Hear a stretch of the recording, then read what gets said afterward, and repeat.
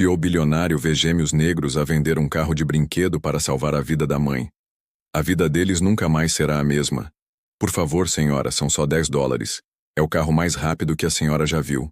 Nunca verão na vida. A voz de Maya, de 8 anos, tremia enquanto segurava o pequeno Camaro vermelho.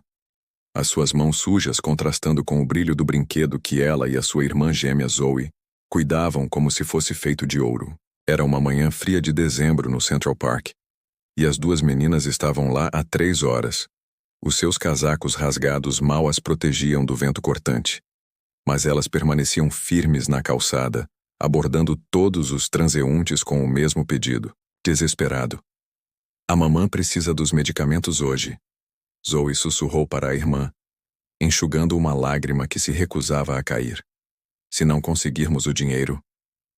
Do outro lado da rua, Blake Morrison ajeitou seu casaco de $3.000 e observou a cena com um desconforto crescente. Aos 42 anos, o CEO da Morrison Enterprises tinha construído um império tecnológico de bilhões de dólares, mas nunca tinha testemunhado nada tão comovente como 2 crianças a tentar desesperadamente salvar a mãe. Sr. Morrison, o seu carro está à espera, murmurou o seu assistente Marcos, verificando o Rolex no pulso. A reunião com os investidores japoneses começa em 20 minutos. Lake acenou distraído, incapaz de tirar os olhos das gêmeas. Havia algo na determinação delas, na forma como se apoiavam uma à outra, que mexeu com uma parte da sua alma que ele havia enterrado anos atrás. Desculpe, senhor, mas este carrinho é muito especial, explicou Maya a um homem de fato que a ignorou completamente, falando ao telemóvel. Pertencia ao nosso pai antes de ele. O homem passou por elas como se as meninas fossem invisíveis. Zoeski apertou a mão da irmã. Vamos tentar mais um pouco. A mãe está a contar conosco. Blake observou por mais 5 minutos, vendo pelo menos uma dúzia de pessoas rejeitar as meninas. Algumas com desprezo mal disfarçado. Outras simplesmente fingindo que elas não existiam. O que mais o impressionou não foi rejeição, mas a dignidade inabalável com que as gêmeas respondiam a cada não. Marcos, disse Blake de repente. Cancele a reunião, senhor. O assistente piscou os olhos, confuso. São investidores de $50 milhões. Ouviu-me, disse Blake atravessando a rua com passos decididos, os sapatos italianos a bater com firmeza no asfalto molhado. As gêmeas viram-no a aproximar-se e trocaram olhares esperançosos. Maya levantou o carrinho com as 2 mãos como se fosse uma oferta preciosa. O que torna este carrinho tão especial? Perguntou Blake, agachando-se para ficar à altura das meninas. Perguntou Mayal, agachando-se para ficar à altura da menina. Zoe engoliu em seco. Foi o último presente que o nosso pai nos deu antes de ir para o céu. A mamã disse que às vezes temos de desistir das coisas que amamos para salvar as pessoas que amamos ainda mais. Blake sentiu algo apertar-lhe o peito. A sua mãe está doente? Ela tem diabetes, explicou Mir, com voz baixa mas determinada. O medicamento custa $200, e a nossa última dose acaba hoje, se ela não o tomar. Puder tomar, a frase ficou no ar, mas o peso do que ficou por dizer era ensurdecedor. Blake olhou para o carrinho nas mãos trêmulas de Mia. Era um modelo antigo, bem cuidado, mas obviamente muito amado. Havia arranhões de anos de brincadeira, mas todos os detalhes estavam limpos e polidos. $200. Ele repetiu pensativo. Era menos do que o custo de uma refeição no seu restaurante favorito. Maya acenou vigorosamente com a cabeça. A farmácia disse que só podiam esperar até as 17 horas. Depois disso, ela não poderia terminar a frase.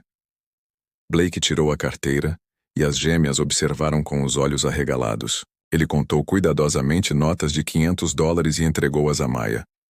Mas o carrinho só vale $10, protestou Zoe protested, confusa. Para ti talvez, mas para mim vale muito mais. Blake tirou o carrinho das mãos de Maya, sentindo o peso da sua decisão e de algo que ele próprio ainda não conseguia compreender. As meninas olharam uma para a outra com lágrimas de alívio a correrem-lhes pelo rosto.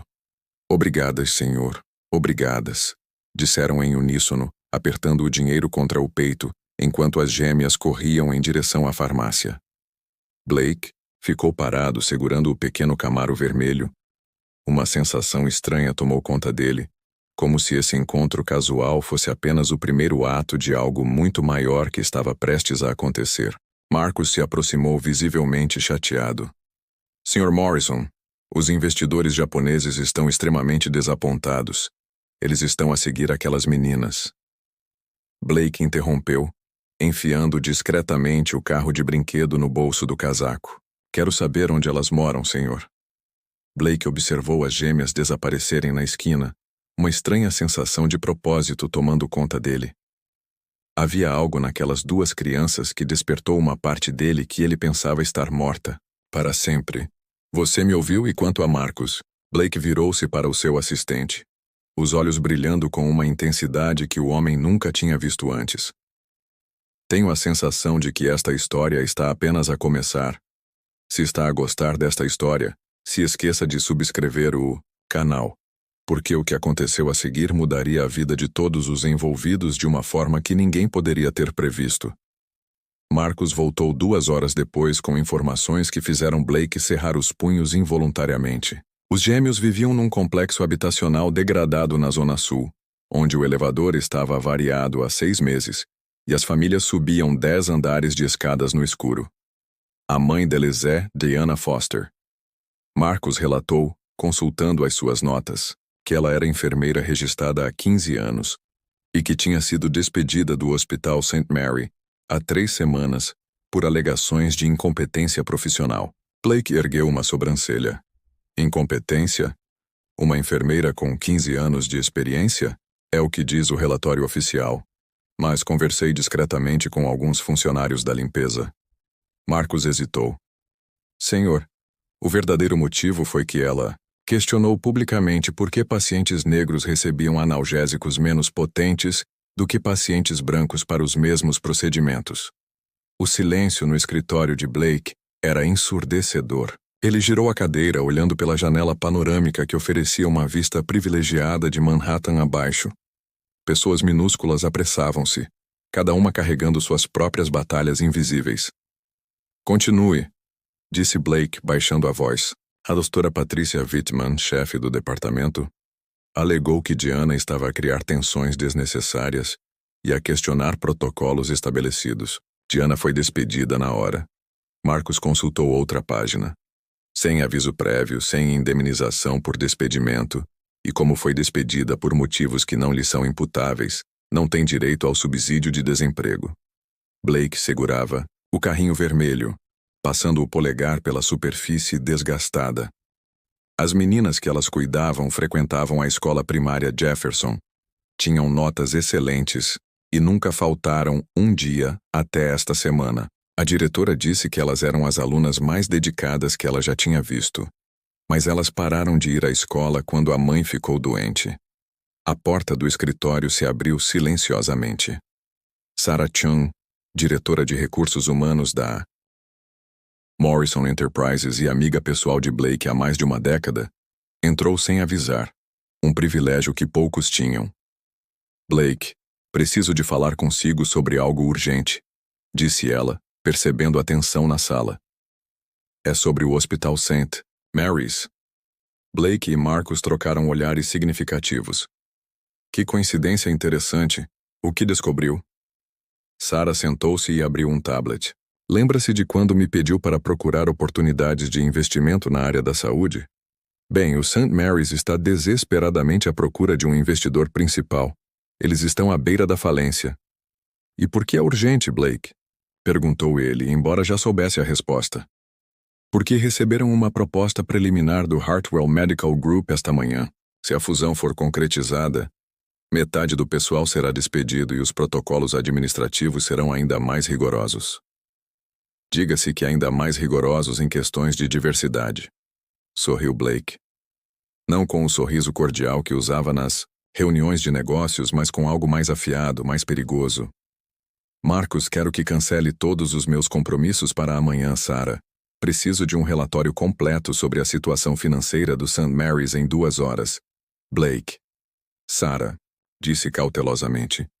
O que exatamente está a pensar fazer? A coisa certa, disse Blake, levantando-se e caminhando até a janela. Talvez ensinar algumas pessoas sobre as consequências de suas escolhas. Naquela tarde, Blake fez algo que não fazia há anos. Ele saiu do escritório sem dizer nada a Marcos e dirigiu-se para o lado sul da cidade. O contraste era brutal. Em 20 minutos ele passou de arranha-céus reluzentes fazia há anos. Saiu do escritório sem dizer nada a Marcos e dirigiu-se para a zona sul. O contraste era brutal.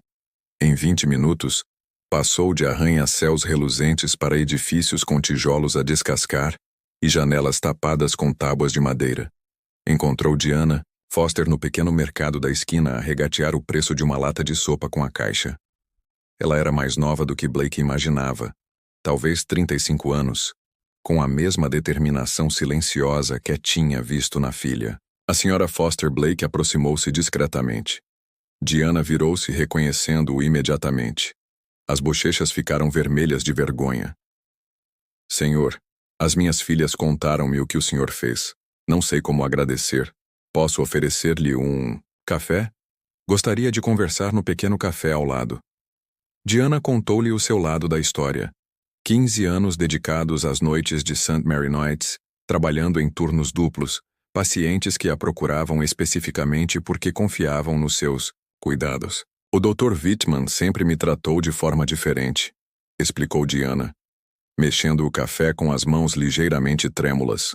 Um efeito colateral da medicação que ela estava a racionar. Mas quando comecei a questionar por que o protocolo de dor era diferente dependendo do perfil dos pacientes, tudo mudou. Documentou essas diferenças?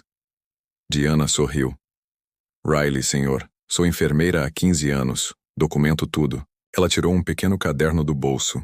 Datas, nomes, dosagens, protocolos, tudo o que eu vi acontecer ao longo dos anos. Blake olhou para o caderno, os olhos brilhando com intensidade. Diana não conseguia interpretar. Senhora Foster, posso fazer-lhe uma pergunta? Se tivesse a oportunidade de voltar ao hospital em melhores circunstâncias, voltaria sem hesitar? Diana respondeu sem hesitar. Esses pacientes são a minha família, merecem cuidados dignos, independentemente de quem são ou de onde vêm. Blake acenou com a cabeça, uma decisão cristalizando-se na sua mente. E se eu lhe dissesse que isso poderia ser possível? Naquela noite, Blake trabalhou até tarde, fazendo chamadas para contactos em Nova York, Washington e Londres. O carrinho vermelho permaneceu na sua secretária. Uma lembrança constante, lembrete do motivo pelo qual ele estava fazendo isso. Sarah entrou no escritório às 23 horas e encontrou Blake ainda debruçado sobre planilhas financeiras e relatórios jurídicos. Está a planear comprar o hospital inteiro, não é? Perguntou ela sem rodeios. Blake ergueu os olhos, e seu sorriso revelou uma determinação que ela não via há muito tempo. Sarah, lembra-se por que entramos neste negócio? Não foi apenas pelo dinheiro, foi para provar que podíamos fazer a diferença. Concluiu ela, compreendendo imediatamente. Exatamente, e agora temos a oportunidade de fazer exatamente isso. Blake recostou-se na cadeira. O St. Mary precisa de 15 milhões de dólares para continuar em funcionamento. Hartwell quer comprá-lo por 5 milhões e despedir metade do pessoal e tu? Blake segurou o carrinho de golfe com os olhos fixos nas luzes da cidade abaixo. Vou oferecer 20 milhões com algumas condições muito específicas relativas às políticas de pessoal e aos protocolos de atendimento aos pacientes. Sarah sorriu. A doutora Whitman não vai gostar disso, ela não vai... Blake concordou. A sua voz carregada de um silêncio que Sarah interpretou como uma afirma: vou oferecer 20 milhões com algumas condições muito específicas em relação às políticas de pessoal e aos protocolos de atendimento ao paciente. Sarah sorriu. A doutora Whitman não vai gostar disso. Ela não vai gostar. Blake concordou, sua voz carregando uma promessa silenciosa. Mas tenho a sensação de que ela vai descobrir que subestimar as pessoas pode ser um erro muito caro. Blake guardou o carro no bolso, exatamente onde estava desde aquela manhã no parque. Em 24 horas, aquele pequeno brinquedo se tornou o catalisador de algo muito maior.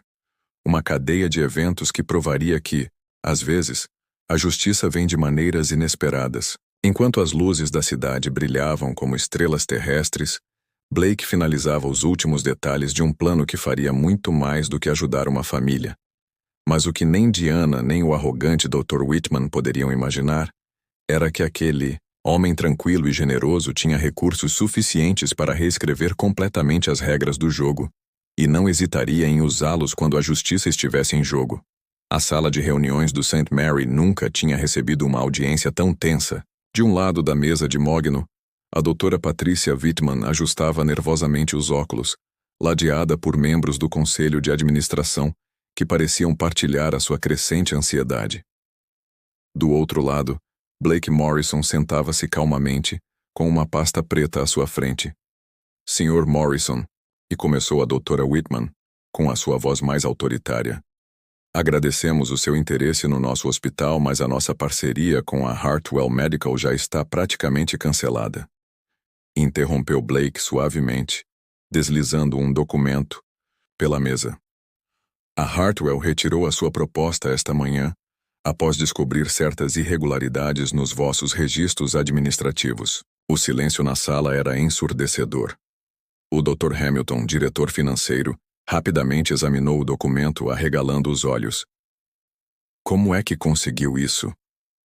Blake sorriu com aquele sorriso que os seus concorrentes aprenderam a temer. Digamos, apenas que, quando se movimentam 20 milhões de dólares no mercado financeiro, as pessoas prestam atenção. E quando essas pessoas descobrem práticas questionáveis de contratação e demissão, bem, digamos apenas que a Hartwell preferiu concentrar-se em oportunidades menos complicadas. Basta dizer que quando se movimentam 20 milhões de dólares no mercado financeiro, as pessoas prestam atenção. E, quando essas pessoas descobrem práticas questionáveis de contratação e demissão, bem, ele fez uma pausa dramática. Digamos apenas que a Hartwell preferiu concentrar-se em oportunidades menos complicadas. A doutora Whitman tentou manter a compostura, mas as suas mãos tremiam ligeiramente. Senhor, não entendo por que um homem com os seus recursos estaria interessado num hospital comunitário como o nosso. Oh, mas eu tenho um interesse muito pessoal, respondeu Blake abrindo a pasta, especialmente em questões relacionadas à justiça no local de trabalho e protocolos de tratamento médico equitativo. Ele tirou um pequeno carrinho vermelho da pasta e colocou-o cuidadosamente sobre a mesa. A doutora Whitman franziu a testa, confusa com o objeto infantil entre os documentos legais. Este carrinho, explicou Blake calmamente, pertencia a duas meninas extraordinárias, Maya e Zoe Foster, filhas de Diana Foster, uma enfermeira que trabalhou aqui com dedicação exemplar durante 15 anos. O nome atingiu o Dr. Whitman como um tiro, e o seu rosto empalideceu instantaneamente. Senhor, se isto é sobre aquela funcionária problemática, repetiu Blake mantendo o tom coloquial, mas com uma frieza que fez com que todos na sala se sentissem desconfortáveis. Vamos esclarecer exatamente quem é que está a causar problemas aqui, disse Blake, tirando outro documento da pasta, um relatório de auditoria independente sobre as práticas de medicação para a dor nos últimos 5 anos. Esclareça exatamente quem é problemático aqui. Blake tirou outro documento da sua pasta, um relatório de auditoria independente sobre práticas de medicação para a dor nos últimos 5 anos. Nós descobrimos alguns padrões interessantes. Ele passou os dedos pelos números. Pacientes afro-americanos recebem consistentemente 40% menos analgésicos do que pacientes brancos para procedimentos idênticos. O Dr. Whitman tentou protestar. Esses números podem ser explicados por... Por quê? Blake perguntou, levantando-se, lentamente. Por diferenças genéticas imaginárias na percepção da dor, porque foi exatamente isso que disse a Diana Foster quando ela questionou essas práticas, não foi? A sala ficou em silêncio total. Blake continuou a puxar mais documentos. Gravação de áudio da reunião em que despediu foi exatamente o que disse a Diana Foster quando ela questionou essas práticas, não foi? A sala ficou em silêncio total. Blake continuou a tirar mais documentos. Uma gravação áudio da reunião em que despediu a Diana Foster, advogada no estado de Nova York. Como uma das partes, neste caso, a Diana, consentiu na gravação, ele colocou um pequeno gravador em cima da mesa. Gostaria de ouvir novamente a explicação dele sobre por que certas pessoas tendem a exagerar os sintomas da dor. O Dr. Whitman estava agora visivelmente desesperado. Senhor, não pode simplesmente comprar um hospital. Claro que posso. Blake sorriu novamente. E já tenho os papéis assinados esta manhã. St. Mary's agora faz parte da Fundação Morrison para Cuidados de Saúde Equitativos. Dr. Hamilton engoliu em seco. O que isso significa para a equipe atual? Excelente pergunta, Blake respondeu sentando-se novamente. A maioria da equipe será mantida, com aumentos salariais significativos e melhores benefícios. A equipe de enfermagem, em particular, receberá o reconhecimento e a remuneração adequados pelos seus anos de trabalho excepcional. Ele fez uma pausa, com os olhos fixos no Dr. Whitman. No entanto, alguns membros da administração serão dispensados com efeito imediato, particularmente aqueles cujas práticas discriminatórias criaram ambientes de trabalho hostis e comprometeram o atendimento ao paciente. Dr. Whitman finalmente explodiu. Você não pode fazer isso. Tenho uma carreira médica de 20 anos, conexões por toda a cidade. Blake corrigiu suavemente. Sarah Chan, nossa diretora, práticas discriminatórias criaram ambientes de trabalho hostis e comprometeram o atendimento aos pacientes. O Dr. Whitman finalmente explodiu. Não pode fazer isso. Tenho uma carreira médica de 20 anos e conexões por toda a cidade. Corrigiu Blake suavemente. Sarah Chan, nossa diretora de recursos humanos, passou a manhã conversando com administradores hospitalares num raio de 500 metros. Curiosamente, quando você compartilha gravações de práticas discriminatórias e dados de auditorias médicas, as oportunidades de emprego ficam limitadas.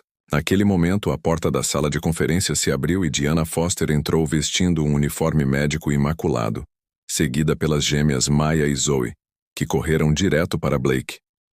Sr. Morrison, exclamou Mia, abraçando a perna dele. A mãe disse que o senhor fez algo incrível. Blake se abaixou e devolveu o carrinho vermelho a Zoe. Isto é dela. Eu só estava a segurar para ela. Zoe apertou o carrinho contra o peito, lágrimas de alegria escorrendo pelo rosto. Obrigada por cuidar dele e por cuidar da mamã. Diana aproximou-se da mesa, com a postura ereta e profissional. Dr. Whitman, disse ela calmamente. Vim buscar as minhas coisas no armário antes de assumir o meu novo cargo. Novo cargo? Perguntou a Dra. Whitman, ainda em choque. Blake sorriu, abraçando as gêmeas. Diana Foster é a nossa nova diretora de enfermagem. O seu primeiro projeto será implementar protocolos equitativos de gestão da dor e liderar um programa de formação em sensibilidade cultural para toda a equipa médica. A transformação na sala era palpável. Os membros do conselho que tinham apoiado as práticas da Dra. Whitman agora evitavam o contato visual, percebendo que o vento tinha mudado completamente de direção. Isto é uma conspiração, murmurou a Dra. Whitman, recolhendo os seus pertences com as mãos trêmulas. Planeaste isto desde o início. Diana virou-se para ela com a voz calma, mas firme. Não planeamos nada. Apenas documentamos a verdade e encontramos alguém disposto a ouvi-la. Blake levantou-se e estendeu a mão para Diana. Bem-vinda de volta ao trabalho, diretora Foster. A Dra. Whitman saiu apressada da sala, seguida pelos membros da diretoria, que contemplavam a cena. Mia puxou a manga do casaco de Blake. Manga do casaco. Sr. Morrison, por que nos ajudou? Nem sequer nos conhecia. Blake ajoelhou-se novamente, olhando nos olhos brilhantes das gêmeas. Às vezes, as pessoas mais importantes nas nossas vidas são aquelas que encontramos nos momentos mais inesperados. Vocês lembraram-me de algo que eu tinha esquecido. O quê? Perguntou Zoe curiosa. Que fazer a coisa certa vale mais do que qualquer reunião de negócios. Respondeu Blake com a voz carregada de emoção genuína. Diana observou a interação, percebendo que aquele homem poderoso tinha sido transformado pelas suas filhas tanto quanto ele tinha transformado as suas vidas. Mas enquanto a Dra. Whitman descobria que as suas pontes profissionais tinham sido queimadas em toda a região, e Blake abraçava a sua nova família improvável, uma pergunta permanecia. Como é que a venda de um simples carro de brinquedo tinha orquestrado uma revolução completa na vida de tantas pessoas? A resposta revelaria que, às vezes, a justiça vem através dos gestos mais pequenos e inesperados. 6 meses depois, o Hospital St. Mary estava irreconhecível. Diana Foster caminhava pelos corredores com o crachá de diretora de enfermagem, orgulhosamente preso ao seu jaleco branco. As suas reformas transformaram não apenas os protocolos médicos, mas toda a cultura institucional. Momaya e Zoe correram pelo corredor com as mochilas escolares balançando. A Sra. Johnson disse: "Vamos apresentar o nosso projeto sobre heróis, da vida real para toda a escola." Diana sorriu abraçando as filhas, que agora usavam uniformes novos pela primeira vez em anos. "Quem é que tu estás a fazer o teu do outro lado da cidade?" A ex-doutora Patrícia Whitman digitava furiosamente outra carta de apresentação no seu pequeno apartamento alugado. O seu currículo, outrora impecável, agora trazia a marca tóxica das suas práticas discriminatórias. O telefone tocou. Outra rejeição, a 12 mil em 3 semanas. "Lamento, doutora Whitman, mas as suas referências anteriores levantaram preocupações sobre a adequação cultural." Rick a desligou com força. A sua luxuosa casa tinha sido vendida para pagar os advogados numa batalha judicial perdida antes mesmo de começar. Os seus ex-colegas evitavam as suas chamadas e uma carreira de 20 anos evaporou-se em questão de semanas.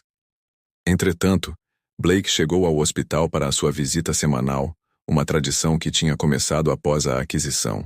Não era apenas uma inspeção administrativa, mas a sua maneira de manter contato com a família que um carro de brinquedo trouxe para a sua vida. "Sra. Morrison." Os gêmeos correram para abraçá-lo, seguidos por Diana. "Não tivemos nenhuma reclamação sobre tratamento desigual este mês", relatou Diana com orgulho. "A nossa equipa recebeu aprovação unânime do Conselho Médico Estadual." O Dr. Hamilton, que tinha permanecido no hospital, aproximou-se hesitante. "Sr. Morrison, quero que saiba que eu estava errado sobre tudo. Trabalhando sob a liderança do diretor Foster, aprendi mais sobre medicina humanizada em 6 meses do que em toda a minha carreira de 20 anos. Diana colocou a mão no ombro do colega. "O importante é que estamos a construir algo melhor juntos." Mais tarde, no seu escritório no hospital, Blake analisava relatórios financeiros positivos e cartas de agradecimento de pacientes. Em cima da sua secretária, estava o pequeno Camaro vermelho que as gêmeas tinham tentado vender meses antes. Maya entrou timidamente. "Sr. Morrison, quero que fique com o carro para sempre." Blake franziu o senho. "Mas pensei que tu e a Zoe o queriam de volta. Queremos que ele fique com a pessoa que fez a diferença", explicou Maya com seriedade. "O carro era do meu pai e ele sempre disse que devíamos usar os nossos tesouros para ajudar outras pessoas. Tu usas o carro para ajudar não só a nós, mas a todos neste hospital. Uma condição", continuou ela, sorrindo. "Se alguma vez encontrarem outras crianças que precisem de ajuda, têm de se lembrar do que aprenderam conosco." 1 ano após o encontro no parque, Blake Morrison já não era apenas um CEO isolado na sua torre de marfim. Os gêmeos tinham-no transformado num homem que compreendia que o verdadeiro poder residia em elevar as pessoas, não em dominar os mercados. Diana Foster, outrora humilhada por questionar a injustiça, testemunhou a transformação de todo um sistema que beneficiaria milhares de pacientes. A sua coragem em documentar a discriminação trouxe uma mudança monumental. O ex-Dr. Whitman descobriu que o preconceito é uma base instável para qualquer sucesso duradouro. As suas práticas discriminatórias, protegidas durante anos pela burocracia, finalmente tiveram consequências proporcionais aos danos causados. As gêmeas Maya e Zoe aprenderam que a bondade genuína move montanhas, especialmente quando encontra alguém com os recursos para transformar a compaixão em ações concretas. Enquanto Blake observava Diana receber um prêmio estadual por excelência em cuidados de saúde equitativos, ele segurou o Camaro vermelho e refletiu sobre como um simples ato de venda desesperada havia reescrito o destino de todos. O pequeno carro permaneceu como uma lembrança de que os momentos mais transformadores vêm disfarçados nas situações mais simples. A verdadeira vingança contra a discriminação não é retribuir o ódio, mas construir um mundo onde a dignidade humana é o protocolo mais importante. A melhor vingança contra a injustiça não foi destruir aqueles que causaram danos, mas construir um sistema melhor que tornasse impossível que outros sofressem da mesma forma.